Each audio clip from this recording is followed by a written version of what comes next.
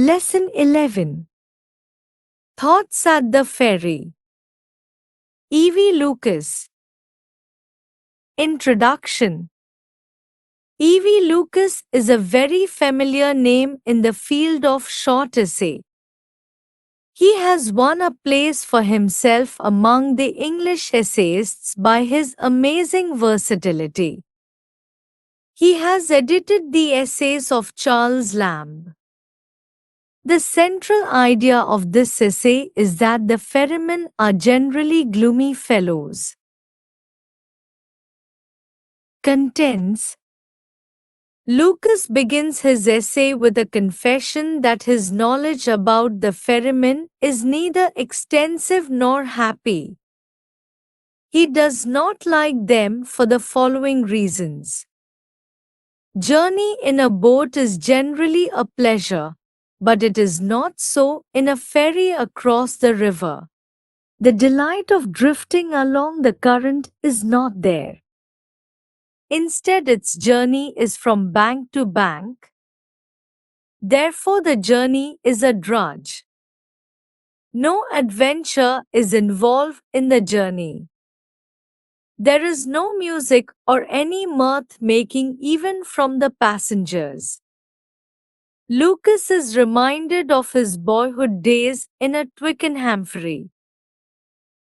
A ferryman remains tied down to his spot, even if the whole world goes wayfaring. Lucas maintains that simply crossing a river is uninteresting. And it becomes still worse if it is from spot to spot. The ferryman's work is a dull routine. He never participates with the eventful day of his passengers. The romance of the running water becomes uninteresting for him.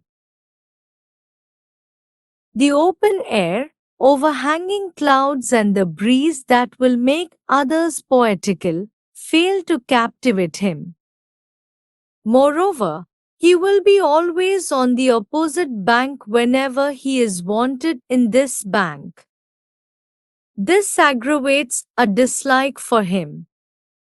Perhaps, thinks Lucas, if he gets an increase in his fare, he may become a bit cheerful, but he is too unfortunate to have either a millionaire or a Carnegie to leave him with a fat sum. He is not even fortunate to have any companion, for the time and distance he plies are very short. Variety of people travel with him, but he is not benefited by a conversation with them. This may be the reason for his ill temper. This occupation to many is not hereditary, but only out of necessity. This may be another reason for their moroseness. So, to avoid loneliness, they will have dumb creatures like dogs and birds for their company in the boat. He remembers a particular ferryman with a goose for his company. He did not even row, but pulled his boat with a rope. He once praised his goose to the amazement of Lucas. It was so exciting an experience for Lucas that he thought of writing a fable about it, but did not do so for fear of sounding Aesopian. He gave that up for want of further inspiration. Lucas thinks that a preacher can capitalize on this subject and pointing out the follies and foibles of human beings. Lucas did not try it because many of us are akin to the ferryman. To put it in other words, we are as much mistaken about the goodness of our friends as the ferryman who had mistaken his goose for a swan. Summary. The author begins by showing his dislike toward ferrymen who are generally morose and dull people.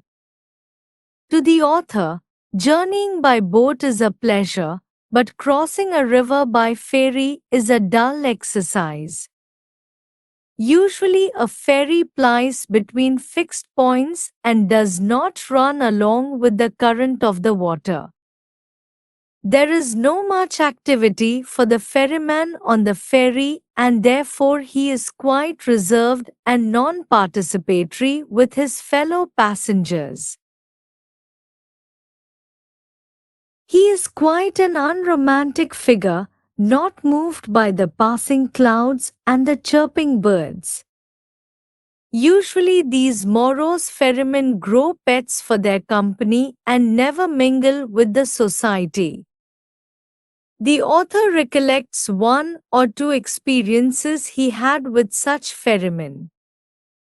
Towards the end of the essay, the author concludes saying that we are also akin to such ferrymen because we often choose the wrong people as our friends and suffer in life.